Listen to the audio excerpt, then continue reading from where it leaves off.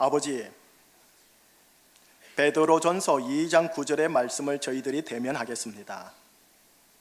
주여 말씀하옵소서, 이 주의 종이 듣겠나이다 라는 아주 가난한 심령으로 주의 말씀을 경청하겠나이다.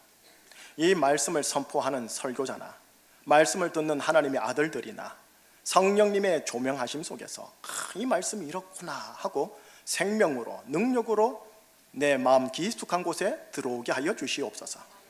왕같은 제사장 시대의 어른이라는 제목을 따라 오로지 예수님 높임을 이 설교 시간에 받아 주시옵소서. 예수 그리스도 이름으로 기도합니다. 아멘. 서울 시내버스에 있었던 한 일화를 얘기하고 시작을 할게요. 70이 넘으신 한 어른이 버스에 올라탔어요. 근데 그 버스가 그만 예정보다 5분 늦게 온 거예요. 어르신이 버스 승차를 하면서 운전기사에게 막 소리 지르고 욕을 하더라는 겁니다.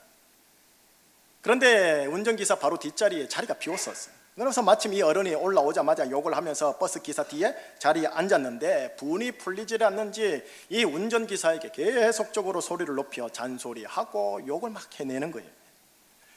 이 함께 타고 있던 승객들이 서서히 이제 짜증이 나는 거예요. 그리고 혹시나 이 버스 운전기사가 운전을 잘못해가지고 사고는 나지 않을까 염려가 되던 그 차이에 야, 이거 더 이상 안 되겠다 싶었던 어떤 한 50대의 아주머니가 나섰습니다. 이봐요 할아버지, 너무 하신 거 아니에요? 그 정도 했으면 됐지, 왜 이제 그만하시지요? 할아버지가 이제는 아주머니를 째려보면서 큰 소리를 냅니다. 야, 너 몇 살이야? 어디서 어른한테 소리 질러? 너는 네 애비도 없어? 애비도 없어? 아주머니가 호통치는 할아버지에게 바로 시큰둥하게 대답합니다. 우리 아버지 우리 어머니 작년에 돌아가셔서 없는데요? 당황한 할아버지, 이런 여자가 다 있어. 너 어느 학교 나왔어?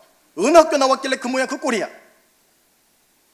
이 아주머니의 시큰둥한 대답, 저 서울대 나왔는데요? 그래? 학교는 좋은데 나왔구만. 좋은데 나왔어 하고 조용하게 자리에 앉아서 가더라 라는 일화예요. 저는 역시 못 웃긴 해요. 엄청 웃었는데요, 찬양대는 두 명 웃으시네요. 여러분, 제가 한참 웃고 난 후에, 웃음이 끝나고 난 후에 어른이란 뭘까 잠시 생각을 했어요. 여러분, 40대 이하의 사람들은요, 이 버스에 살짝 소란을 일으킨 이 할아버지를 향해 어른이라 하지 않고 조금 죄송해요, 우리 어르신들한테는 꼰대라고 그래요. 여러분, 꼰대에게 두 가지 특징이 있어요. 하나는 나이와 직급으로 권위를 찾아내고 누르는 것, 또 하나는 1등부터 매겨지는 학교 출신과 성적과 실적으로 확인해서 누르는 것.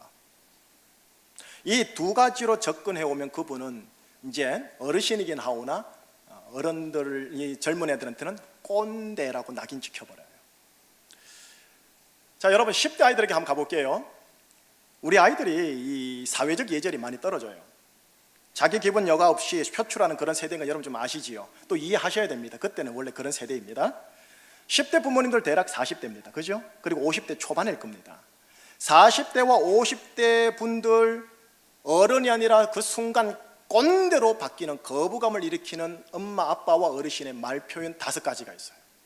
이 5가지를 딱 들으면 우리 아이들은 엄마, 아버지와 어른을 향하여 꼰대합니다. 첫 번째, 1순위 1위, 야, 네가 스트레스 받을 일이 뭐가 있어? 2위, 지금 네가 겪는 스트레스는 아무것도 아니야. 3위, 스트레스 안 받는 사람이 어딨니? 4위, 이게 나이도 어린 게 무슨 스트레스야? 마지막 5위, 정신 상태가 나약해서 그래.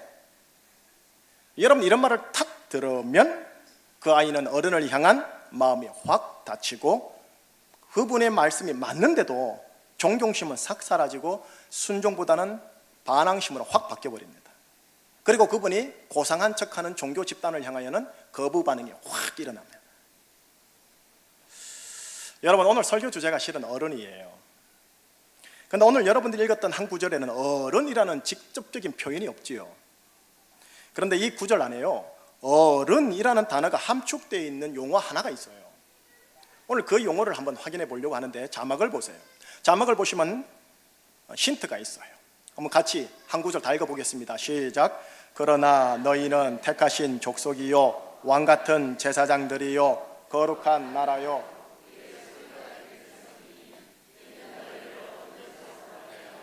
그의 기이한 빛에 들어가게 하신 이의 아름다운 덕을 선포하게 하려 하심이라.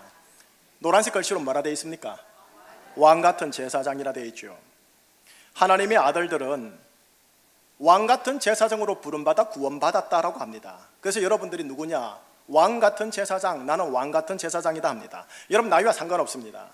교회 직분과 상관없습니다. 사회적인 직급과도 상관이 없습니다. 여러분들은 예수 그리스도 안에서 왕같은 제사장으로 부름받아서 구원받은 존재들입니다. 자, 그렇다면은 제사장이라 했는데 이 제사장의 주요 역할이 뭐냐라는 거죠. 구약에서 그 첫 번째가 백성을 대신해서 하나님께 그 백성의 죄 사함을 위하여 기도해주고 덮어주는 겁니다. 두 번째는 하나님의 이름으로 그 백성들을 축복하고 그들을 빌드업하는 겁니다. 여러분 이스라엘은 12지파지요. 그 중에 하나님이 아무나 제사장을 세운 게 아니라 한 개 지파인 레위 지파에만 선별합니다. 그리고 레위 지파에서도 다 세우는 게 아니라 고앗 족속 가문만 또 선별합니다. 그리고 고앗 족속 가문만 또 다 하는 게 아니라 그 중에서도 아론의 후손 가문들만 제사장으로 임명합니다. 여러분 하나님이 제사장을 선별합니다. 왜 이렇게 세 번이나 신중하게 선별을 할까요? 영적인 여러 주요한 이유가 있겠지만 오늘 주제요, 어른이라는 주제를 따라 확인해 볼게요. 여러분 구약 성경에 레위기 21장 4절을 자막을 통해 보여드릴게요. 한번 천천히 같이 읽어봐요. 시작. 제사장은 그의 백성의 어른인즉 자신을 더럽혀 속되게 하지 말지니라. 제사장은 그의 백성의 무엇이다? 어른이다. 여러분 물리적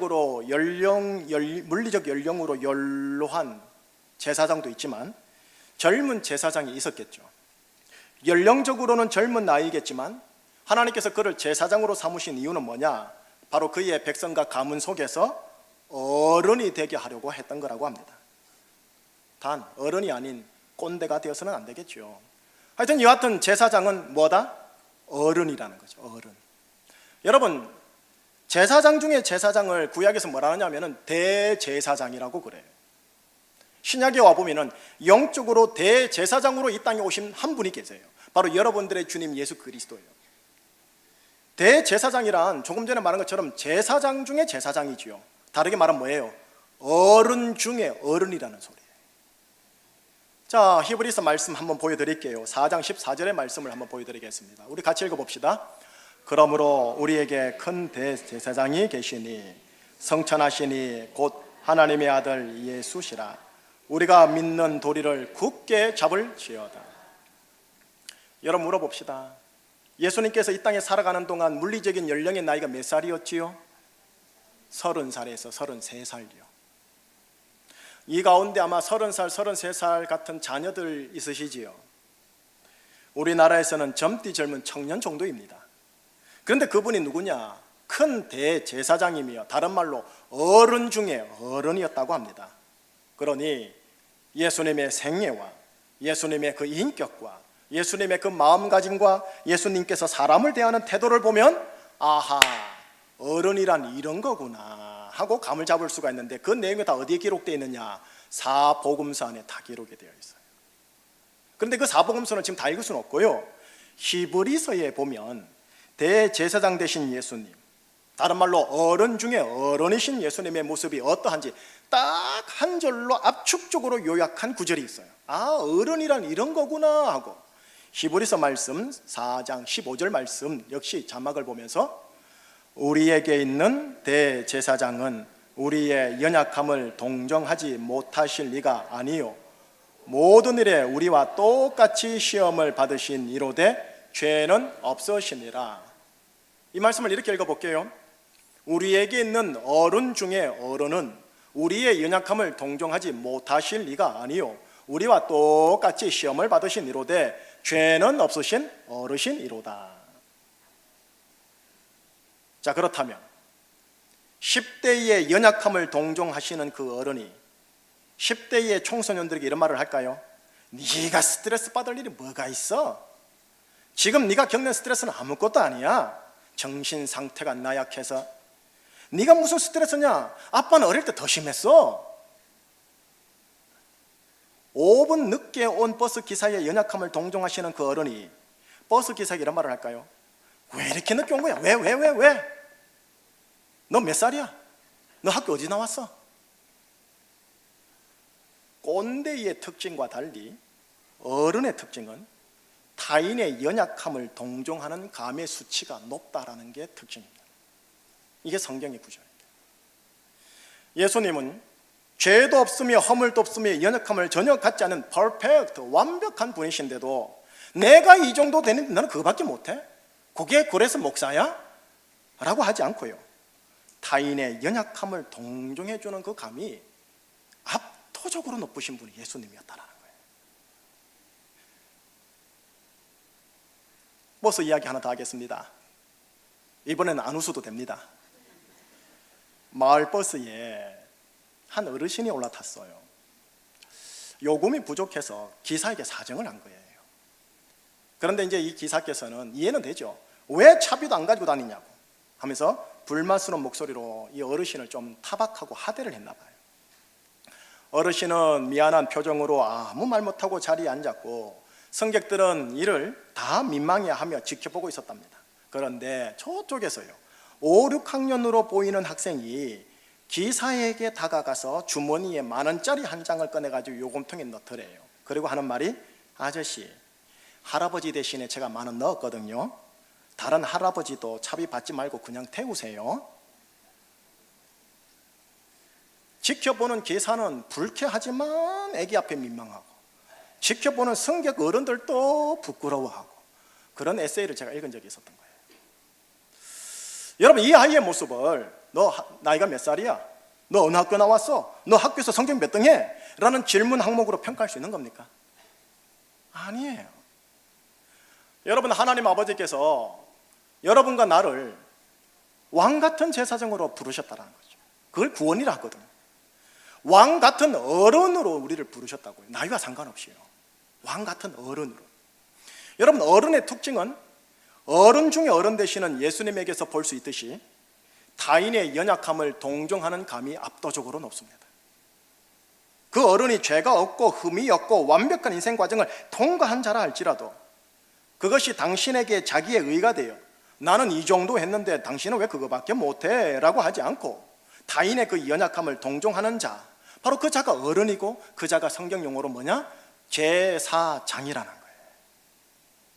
그리고 이것을 고결하게, 품격 있게, 자타의 명예에 위배되지 않도록 지혜롭게 잘 처리했냐면 이걸 일컬어 왕 같은 제사장이라는 수식어가 붙어요.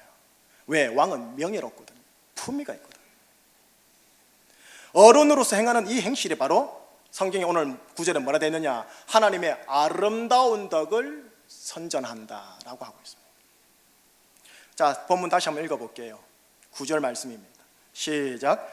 그러나 너희는 택하신 족속이요 왕같은 제사장들이요 거룩한 나라요 그의 소유가 된 백성이니 이는 너희를 어두운 데서 불러내어 그의 기이한 빛에 들어가게 하신 이에 아름다운 덕을 선포하게 하려 하심이라. 하나님의 아름다운 덕을 선포하기 위하여 나를 왕같은 제사장 어른으로 나를 부르셨다고 합니다. 제주 충신교회에 어른으로 부름받은 직분자들 있으시죠? 가정에서 어른이라는 소리를 들으시는 분들도 여기 있으시죠? 덕을 드러내도록 부름받은 겁니다. 하나님의 아름다운 덕을 드러내도록 부름받은 겁니다. 지금 우리 모두의 나이가 현 나이가 어떠하든 하나님의 아름다운 덕을 고결하게, 품격 있게, 자타의 명예가 위배되지 않도록 지혜롭게 드러내는 왕 같은 제사장으로 하나님 우리를 부르시고 구원하셨다라는 말씀입니다. 자, 여기에 기록되어 있는 덕이라는 하나님의 말씀은 무슨 말이냐? 나의 생각, 나의 감정 표출, 나의 행동에 있어서 덕스럽게 드러내는 과정 전체를 얘기합니다. 도덕적 존경을 자아내는 겸손과 순결을 옷 입은 모습을 얘기합니다. 여러분, 제사장은 그 백성 공동체에서 어른이 되도록 선별된 분들입니다. 백성을 대신해서 하나님께 죄 사함을 위해 기도하는 일과 하나님의 이름으로 백성을 축복하는 일에 힘써 섬기도록 선별된 어른이요, 신약으로 따지면 대제사장 예수님처럼 제사장이 섬기는 백성들의 연약함을 동정하여 그들에게 아름다운 하나님의 덕을 드러내도록 하기 위하여 선별된 어른이 제사장이에요. 바로 여러분들이 그 제사장이라는 거예요. 제가 그 제사장이라는 거예요. 우리 모두가 그 제사장이라는 거예요. 모든 기독인들, 하나님의 아들들은 그들이 속한 가정과 교회와 사회 공동체에서 그 공동체의 죄 사함을 위하여 기도해주고 덮어주는 일을 위해, 그 공동체를 축복하고 공동체를 빌드업하는 일을 위해, 그 공동체 구성원들의 연약함을 동정하여 하나님의 아름다운 덕을 드러내는 일을 하도록 바로 어른이 되도록 왕같은 제사장으로 우리가 부름받았다라는 거예요. 이 왕같은 제사장을 사회 심리학이라는 영역으로 가면 뭐라고 하느냐? 공감 능력이라고 그래요. 엠퍼시요. 그리고 이 공감 능력에서 나오는 게 뭐냐? 배려라는 단어가 풍겨 나옵니다. 결국 왕같은 제사장이라는 이 성경적 교회적 용어는 굳이 세상 용어로 제가 환원을 해보면 공감 능력이 탁월하고 배려가 몸에 익은 어른을 일컫는 말입니다. 나이와 상관없어요. 직분과 상관이 없어요. 한 달 전 일입니다.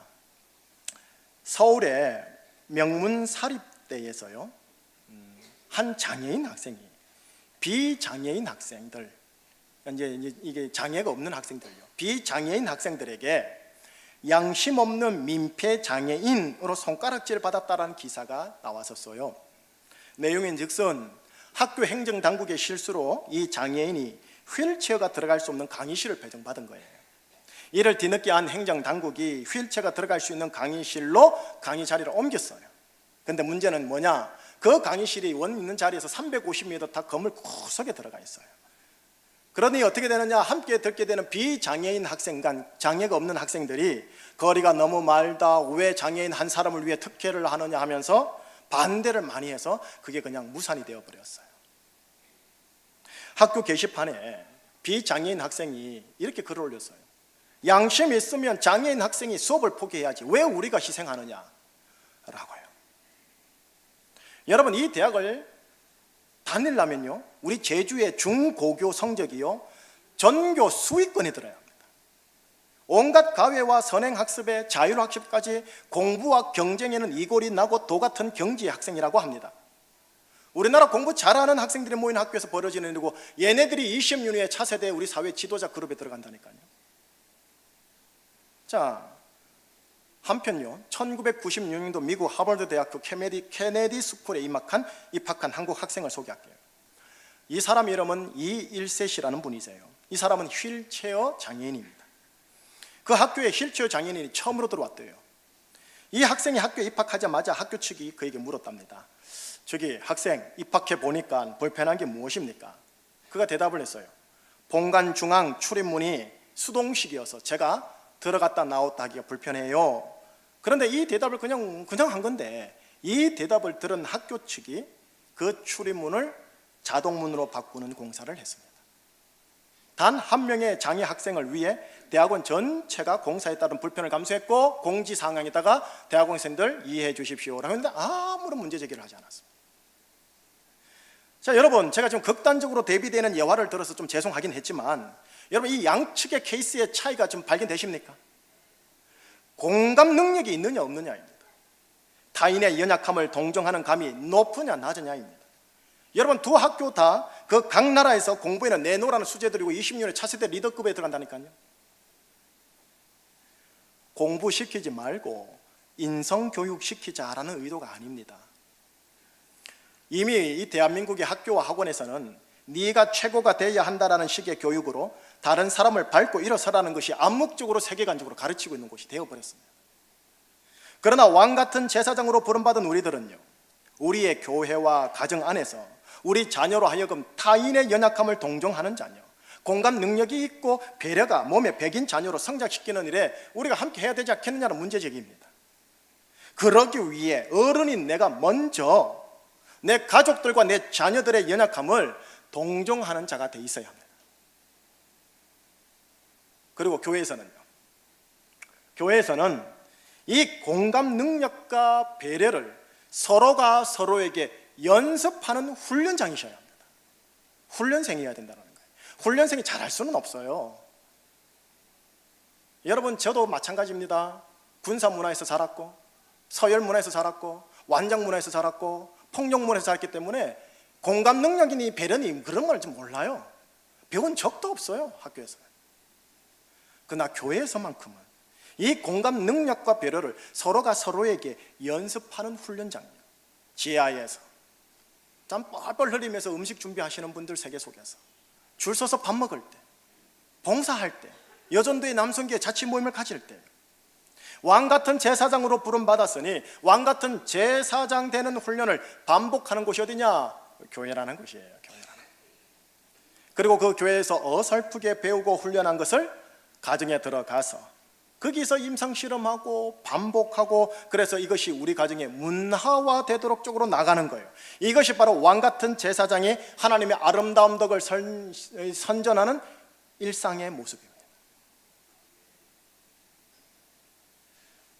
자, 여러분 서서히 마무리 한번 해볼게요. 여러분 4대 종교 중에 하나인 원불교 들어보셨죠? 원불교. 1916년에 이 원불교가 시작됐대요. 역사는 짧아요. 그래서 딱 올해가 100년째래요. 근데 이 종교가 참 재밌는 것 중에 하나, 재밌다고 하면 안 되겠네요. 나름 존경할 만한 게 하나가 뭐냐면, 이 종교의 핵심 중에 하나가 뭐냐면 세상에 은혜입니다. 은혜. 기독교랑 똑같아요. 일단 용어가 은혜예요. 근데 이 은혜를 강조하는 원불교의 이 포교요, 전도요, 전도. 우린 전도라는데 걔네들은 포교라죠. 포교의 이 특징이 포교에서도 드러나는데 어떻게 하느냐? 야, 원불교 믿으면 좋다. 야, 우리 절간에 오면 좋다. 야, 우리 스님 좋다. 이런 말로 포교하지 않게 한다 합니다. 신자 스스로 행동을 잘하고 모범을 보여 남들이 이를 감동하여 따라와서 포교되려고 하면 그때서 포교하라고 하는 겁니다. 무슨 말이냐? 말로 강요하지 말고 은혜로 영향을 끼치라 이겁니다. 그래서 그런가 이 원불교에서 강조하는 단어 중에 하나가 뭐냐? 한문으로 공심입니다. 공적 마음요. 여러분 대부분의 기독교를 포함한 종교인들을 가지고 있는 거 이거지 않습니까? 자신의 종교적인 열반에 들어가는 것, 자신이 천국에 가는 것, 그리고 세상의 입신양명, 부귀영화, 자녀들 잘 되는 것, 예, 개인적인 마음, 이걸 사심이라 해요, 이쪽에서는. 근데 이 사심이 아닌 타인에게 은혜를 끼치는 공적인 마음, 공심을 강조하는 동네가 이 원불교래요. 제가 이거를 읽으면서 야, 이건 뭐 예수님과 십자가가 없을 뿐이지 완전 예수 정신, 복음 정신, 은혜 정신이 살짝 보이는 거예요. 제가 무슨 말을 하려고 하냐면요, 이 원불교 안에 한 8, 9명의 대표적인 스님이 계세요. 이걸 종사를 하는데 그 중에 한 분이 여자분이신데 전팔근 종사라는 분이 계셔요. 88세인데 이분의 일화 하나 소개하려고요. 일제시대 때요, 경기 여고에 진학해서 열심히 공부를 했대요. 그래서 성적이 잘 나온 거예요. 그래서 너무나 기뻐가지고 이 원불교의 창시자 되시는 이 박중빈 대종사를 찾아가서 자기의 성적표를 딱 보여주었다고 합니다. 자기의 권위자 되시는 큰 스님께 한번 칭찬 한번 들어보려고요. 그런데 이 대종사께서요, 칭찬은 하지 않고 이 말씀을 탁 하나를 해주셨는데, 이 말씀이 자기에게 새겨져서 88년의 인생을 살면서 불교적 화두로 확 붙잡았대. 뭐냐? 앞에 한번 자막을 보시면 나올 거예요. 한번 같이 읽어봐요. 너만 잘하려고 하지 말고 모르는 사람은 가르쳐주고 같이 잘해라. 너만 잘하려고 하지 말고 모르는 사람은 가르쳐주고 같이 잘해라. 이걸 다르게 표현하면 뭔지 아세요? 네가 그 잘하는 공부로 다른 학생에게 은혜를 끼치라. 이 마음이 공심이니라. 공부를 잘하는 자로서 타인의 공부 못하는 연약함을 동정하여 공부의 덕을 끼쳐라는 거예요. 여러분, 이게 원불교에서 나와서 그렇지요, 제가 보기에는 이 모습이 어른의 모습이고 이 모습이 왕같은 제사장의 모습의 일상적인 모습이에요. 이것이 기독인 하나님의 의의 사람들의 기본 행실이어야 되고요. 어른이든 아이든 축도받고 나면 이제 경쟁사회 속으로 들어갑니다. 경쟁에 밀리지 않으면서도 더불어 같이 사는 공동체를 만들어가는 것, 바로 이것이 하나님이 통치하시는 하나님의 나라라고 합니다. 세상은 조금 멀더라도 내 가정, 우리 교회 안에서는 바로 이 하나님의 나라가 임해야 되지 않겠냐라는 거죠. 하나님의 아름다운 덕을 드러내도록 하기 위해 왕같은 제사장, 왕같은 어른으로 부름받은 존재가 누구냐? 여러분들요. 목사만이 아니고요, 장로님만이 아니고요, 여러분 모두요. 더불어서 축복받고 나가는 경쟁 사회에서 살아남아야 할 의무도 있고요. 이 둘 다를 어떻게 균형 잡을 것인가는 여러분들이 그 순간순간 깊이 생각하셔야 합니다. 뭘 생각하느냐? 이제 이 말씀 보고 마무리합니다. 히브리서 3장 1절 말씀 보여드리고 마무리할게요. 같이 읽어봅니다. 그러므로 함께 하늘의 부르심을 받은 거룩한 형제들아, 우리가 믿는 도리의 사도이시며 대제사장 되신 예수를 뭐하라? 깊이 생각하라. 여러분, 예수를 깊이 생각하십시다. 그것도 대제사장 되신 예수요, 어른 중에 어른 되시는 예수님. 당신은 죄를 짓지 않았으나 죄를 지을 수밖에 없는 우리들의 연약함을 정죄하지 않고 도리어 동정하신 그 예수를, 그 어르신을, 어른 중에 어른을 깊이 생각하자. 이 예수를 생각하시면서 가족을 만나시고, 이 예수를 생각하시면서 옆에 있는 교우들을 만나시고, 이 예수를 생각하면서 내가 해야 할 일들을 처리해 나가는 거예요. 나밖에 모르는 사회 속에서 이 예수를 깊이 생각하시는 왕같은 제사장 되시기를 예수님 이름으로 축복합니다. 기도하시겠습니다. 하나님 아버지, 예수님께서 십자가에서 피 흘려 돌아가신 이후 마지막 날에 우리를 영생으로 인도하시기 위함임을 알고 있는데, 오늘은 이 땅에서 선별하여 시대의 어른이 되도록 하기 위하여 우리를 그렇게 선택하였다라는 것을 듣게 하여 주셨습니다.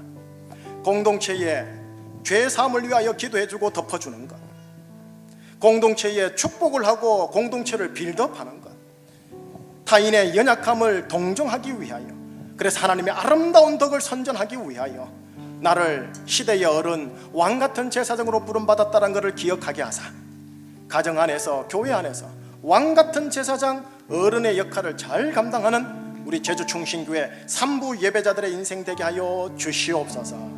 예수 그리스도 이름으로 감사하며 기도합니다. 아멘.